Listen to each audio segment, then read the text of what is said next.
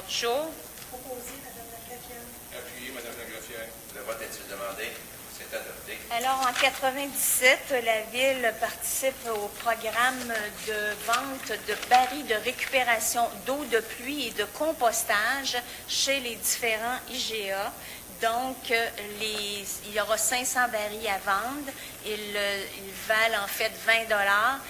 Les citoyens pourront les acquérir au coût de 10 $ et la Ville subventionnera le manque à gagner de 10 $. Qui propose l'adoption de cette convention et sa signature ainsi que le versement de la subvention aux citoyens?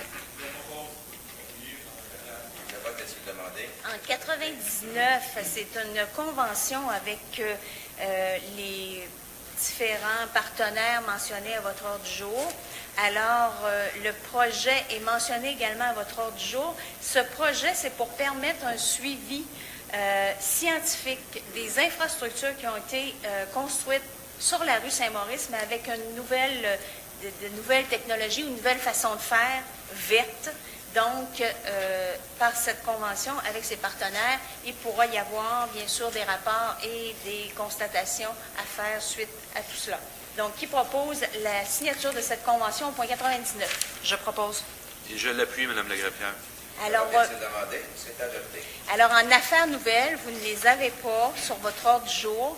Alors, au point 100, alors c'est un mandat à relais expert conseil. Alors, ce mandat, c'est pour confirmer le mandat qui avait été confié à cette firme de ressources humaines afin qu'elle puisse poursuivre et complète l'enquête qui a été demandée pour une plainte reçue et des situations qui ont été rapportées plutôt à la direction des ressources humaines, qui propose la confirmation de ce mandat déjà octroyé par la direction des ressources humaines. Je le propose, Mme la greffière. Je seconde. Le vote est-il demandé? C'est adopté. Au point 101, alors c'est de mettre fin au contrat de travail de M. Claude Cournoyer à titre de vérificateur général intérimaire, qui propose la fin de ce contrat au point 101.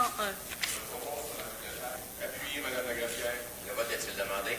C'est adopté. Au point 102, une plainte faite au syndic de l'Ordre des comptables professionnels agréés du Québec. Alors, on s'adresse à cet ordre professionnel pour porter à son attention la conduite d'un de ses membres dans l'exercice de ses fonctions à la Ville. Qui propose l'adoption de ce point 102? Je propose, Mme la greffière. Je l'appuie, Mme la greffière. Le vote est-il demandé? C'est adopté. Alors, je passe la parole, M. le maire, Merci, pour les Alain, questions. de mon travail. Je vais apprécier la décision. 99 points. Pas oublier, en passant, pour les gens qui nous écoutent, les gens qui sont habitués, si on va décider ici sur nos points, des fois, les gens vont écouter, vont dire, ça va vite. Non, il y a eu des réunions en arrière, puis il y a eu des comités de travail aussi qui sont faits pour chacun des coins. Alors, c'est pour ça que ça va plus rondement et plus rapidement, que les gens sont déjà, on sait déjà tout va appliquer. Alors, sans plus tarder, les gens de la salle qui auraient des questions, levez votre main.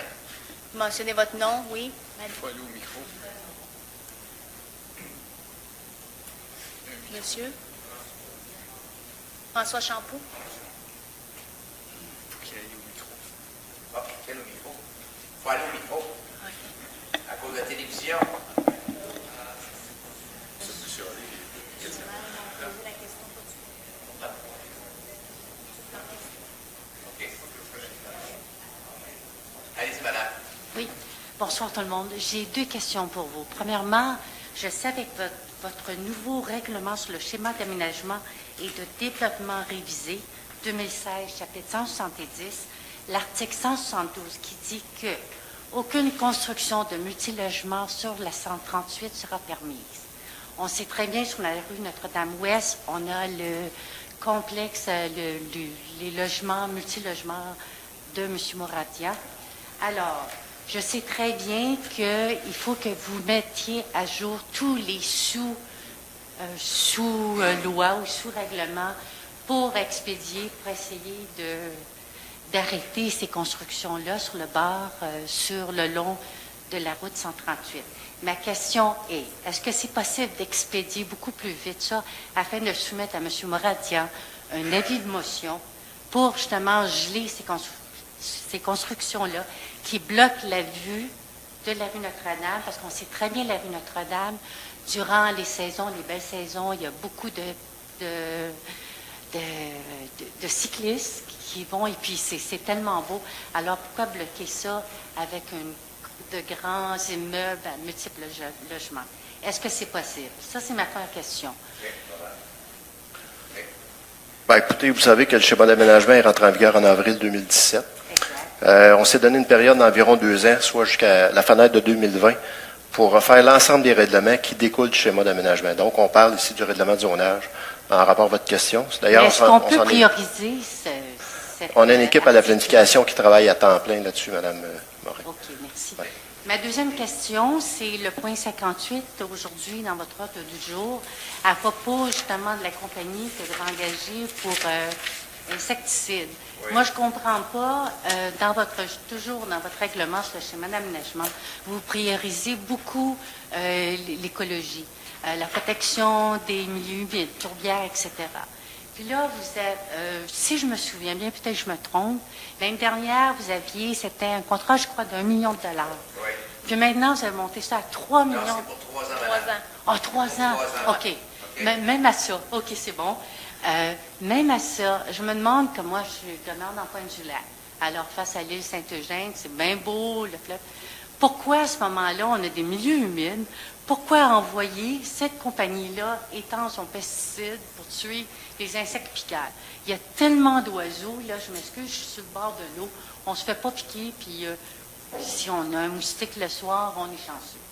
Alors, je vois pas... Je comprends, mais juste pour vous dire que peu importe les interventions qu'on fait, ça prend un certificat du ministère de l'Environnement pour respecter les normes environnementales. Alors, ces traitements-là sont assujettis à avoir l'autorisation du ministère de l'Environnement. Mais M. Lévesque, avez-vous vraiment reçu tant de plaintes que ça?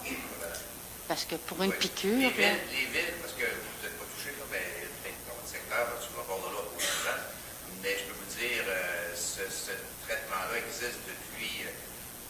moi, je suis arrivé à Trois-Rivières en 1994, ça existait bien longtemps avant ça. Même moi, dans mon jeune temps, je peux vous dire, on a ces bases militaires. Puis, c'était pas ce qu'ils fait aujourd'hui. Puis, on pourrait, en de ça...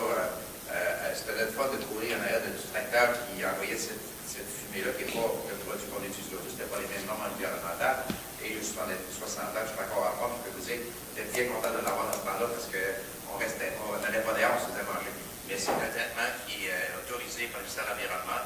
Et je tiens à dire que les villes qui l'ont instauré les premières années, parce qu'il y a toujours une taxation qui va avec ça, ils l'ont arrêté après une année, ils ont eu des pétitions pour recommencer. Alors l'été, il n'est vraiment pas long.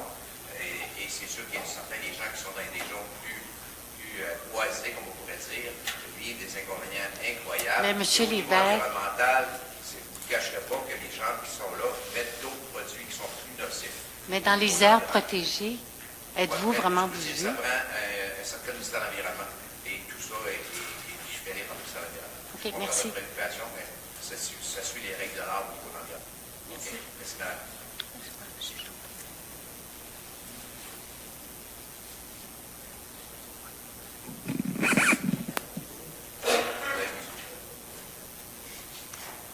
Bonsoir, mesdames, bonsoir, messieurs. J'ai suivi ça sur le Nouvelliste. C'est assez pathétique. Je ne connais pas M. Cournoyer en question. Ma question est celle-ci. Est-ce que la Ville a une cause juste et suffisante pour congédier M. le vérificateur général par intérim alors qu'il termine son mandat en mai? Bien, monsieur, votre nom encore? Champeau. Je l'ai dansé. Oui. François. Champeau, monsieur Champeau. Bon, effectivement, si on a pris, premièrement, on a pris la décision ce soir, parce que, comme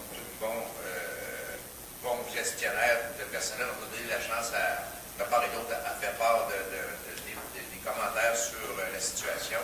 Et aujourd'hui, la décision qui a été prise par le Conseil de ville, on n'est pas des experts en droit, nous, on est là pour gérer la bonne conduite de la ville, s'assurer de respecter les règlements qui sont là pour nous guider et de respecter aussi le personnel, peu importe qui, autant le vérificateur général, autant les employés.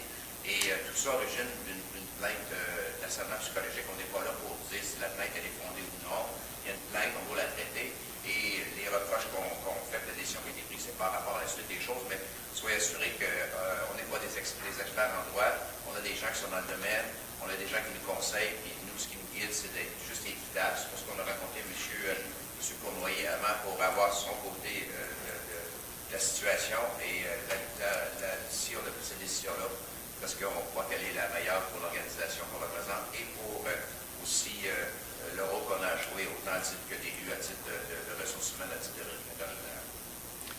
Mais ma question est de savoir, est-ce que vous avez une cause juste et suffisante pour le congédier avant sa fin de mandat en mai? Oui, premièrement, il n'y avait pas de limite de temps dans son mandat. C'est un mandat par intérim.